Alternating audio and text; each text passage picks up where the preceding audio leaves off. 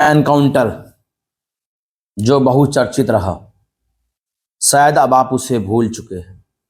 मैं बात कर रहा हूं हैदराबाद में हुए 2019 के एनकाउंटर की।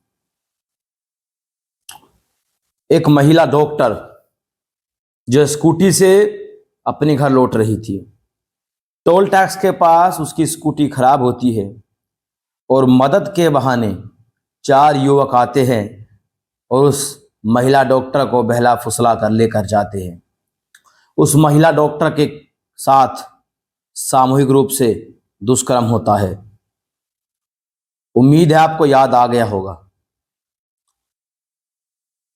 यह घटना है 26 नवंबर 2019 की, और मैं इस पर आज बात क्यों कर रहा हूं वो आप इस वीडियो में आगे देख लीजिएगा।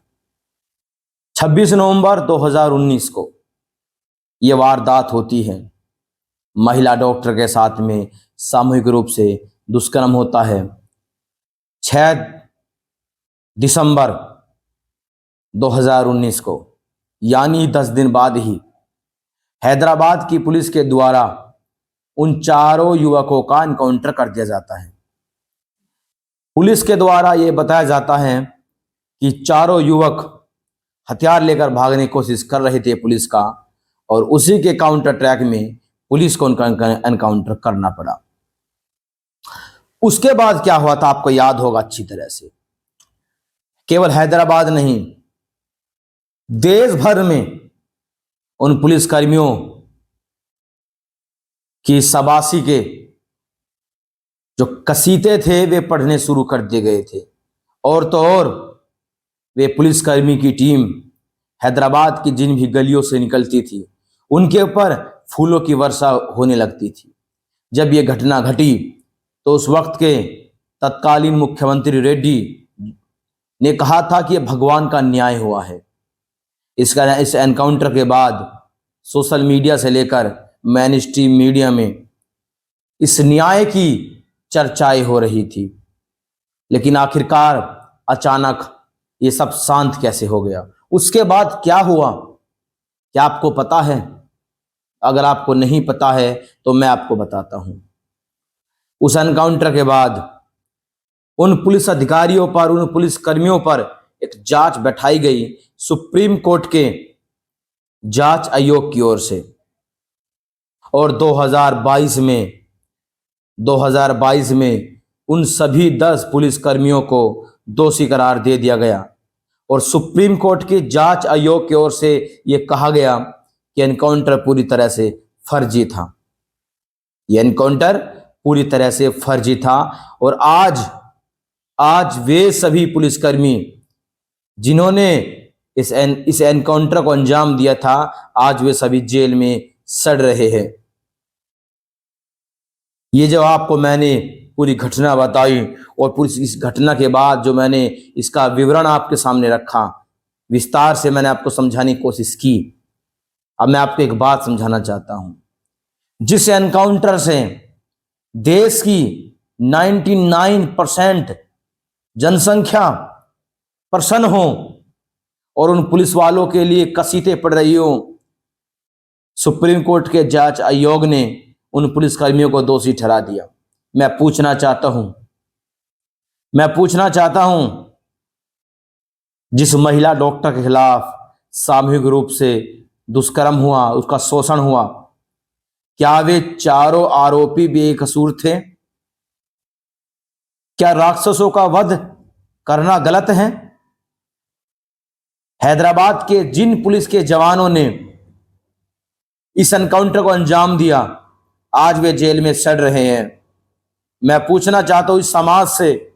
और दूसरी बात, यहां पर ना हिंदू की बात हो रही है ना मुसलमान की बात हो रही है।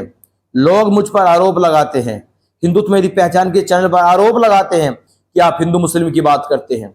मैं बात करना चाहता हूं न्याय की, मैं बात करना चाहता हूं कानून की। सुप्रीम कोर्ट के जांच आयोग की ओर से जांच बैठाई गई और सुप्रीम कोर्ट ने उन सभी 10 पुलिस कर्मियों को दोषी करार दिया और आज वे जेल में सड़ रहे हैं। आरोपी खुलेआम घूमता है। एक पुलिसकर्मी अपना फर्ज निभाते हुए, अपना कर्तव्य निभाते हुए कुछ कार्रवाई करता है तो उसके बाद जांच बैठा दी जाती है, उसको जेल में सड़ा दिया जाता है, केवल और केवल इस नाम पर कि इस देश में कानून है और पुलिसकर्मी ये नहीं कर सकते। हमारे कानून ने केवल और केवल हमारे पुलिसकर्मियों को इस काम के लिए छोड़ दिया है कि वे आरोपी को पकड़े, अपनी जान पर खेलकर उसको कोर्ट तक लाएं, अपनी जान पर खेलकर, और सबूतों के अभाव में उनको छोड़ दिया जाता है। यह कहां तक न्यायपूर्ण है? मैं ये पूछना चाहता हूं। रातों को 2-2 बजे इस देश में कोर्टें खुलती हैं, 2-2 बजे आतंकवादियों के लिए, यानी कानून आतंकवादियों के लिए हैं, कानून बलात्कारियों के लिए हैं, लेकिन कानून जो तुम्हें न्याय दिला रहा है, हाथों हाथ जो भगवान का न्याय होता है वो तुम्हें दिलवा रहा है, उसके लिए कोई कानून नहीं है। मैं इस देश की बहुसंख्यक आबादी, या आप कुछ भी कह सकते हैं, मैंने पहले कहा मैं ये वीडियो हिंदू मुस्लिम पर बिल्कुल नहीं बना रहा हूं, केवल और केवल आरोपियों पर बना रहा हूं, क्योंकि जिन 10 पुलिसकर्मियों को इसमें सजा हुई, जो आज जेल में अपनी जिंदगी काट रहे हैं, उम्र कैद की सजा, उसमें एक मुस्लिम कम्युनिटी का एक पुलिसकर्मी भी है, 9 हिंदू हैं, 1 मुस्लिम है। मैं बस इतना पूछना चाहता हूं न्यायालय से कि जो एनकाउंटर हुआ, क्या वो एनकाउंटर फर्जी हो सकता है, लेकिन जो न्याय हुआ क्या वो न्याय फर्जी था? जो न्याय आप नहीं दे सकते वो न्याय इन पुलिसकर्मियों ने दिया था, इनकी टीम ने दिया था।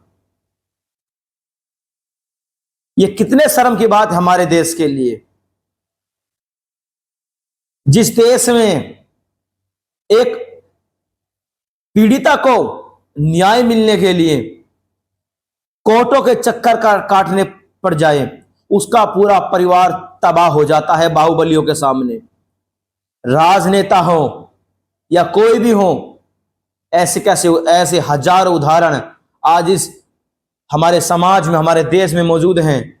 जब एक रेप पीड़िता को न्याय मिलने में इतनी देर हो जाती है कि उसका पूरा परिवार तबाह हो जाता है या उसके पूरे परिवार को मरवा दिया जाता है। मैं किस पर ये उंगली उठा रहा हूं आपको याद होगा, एक बहुत ही बहुचर्चित नेता रहा इस देश में, उस पर रेप का आरोप था। रेप पीड़िता अपने लिए न्याय मांगती रही और धीरे धीरे उसके पूरे परिवार को मरवा दिया गया। अगर हैदराबाद में न्याय हुआ था तो आपको क्या उस न्याय से कोई दिक्कत थी?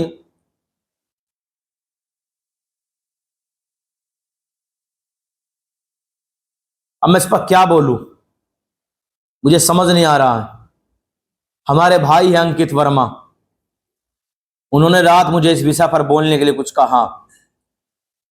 असल में मैं भी कहूं, मैं भी इसको भूल चुका था, लेकिन जब मैंने इसको सर्च किया तो मेरे सामने 2022 की बहुत सी रिपोर्ट खुलकर आई। ये एक रिपोर्ट है एबीपी न्यूज की, अगर मैं आपको फोकस करके दिखा सकता हूं। चलिए, ये फोकस नहीं हो पा रहा, मैं आपको बताता हूं इसमें क्या लिखा है। लिखा है 2019 के चर्चित हैदराबाद एनकाउंटर को सुप्रीम कोर्ट की तरफ से गठित आयोग ने फर्जी माना। आयोग के कुछ पुलिस वालों को इसका दोषी ठहराया गया। सुप्रीम कोर्ट ने रिपोर्ट सार्वजनिक करने का आदेश दिया। साथ ही आगे की कार्रवाई के लिए तेलंगाना हाईकोर्ट भेज दिया गया। 26 नवंबर 2019 की रात 27 साल के एक वेटरनरी डॉक्टर की बलात्कार के बाद हत्या कर दी गई। 6 दिसंबर को तड़के 3 बजे पुलिस ने चारों आरोपियों को संदिग्ध एनकाउंटर में मार गिराया। इसके बाद सुप्रीम कोर्ट ने अपने पूर्व जज जस्टिस वीएस सिरकापुर की अध्यक्षता में जांच आयोग बैठाई। ठीक है, आइए मैं आपको अब कुछ ध्यान आपका मैं डालना चाहता हूं। मणिपुर में 150 दिनों तक हिंसा चलती रही। हिंदू महिलाओं के साथ में घिनौने काम होते रहे। न्यायालय ने नहीं बोला, लेकिन दो कुकी समाज की यानी ईसाई समाज की महिलाओं के साथ में गलत हुआ, उसको हम भी गलत मानते हैं, लेकिन न्यायालय ने स्वयं से संज्ञान लिया। प्रधानमंत्री बोलने को मजबूर हुआ और आरोपियों पर कार्रवाई हुई। मुझे माफ कीजिएगा, मैं न्यायालय पर कोई सवाल नहीं उठा रहा हूं, लेकिन हमारे देश में न्याय होता है, केवल एक धड़े के लिए न्याय होता है, दूसरे धड़े के लिए कभी न्याय नहीं होता।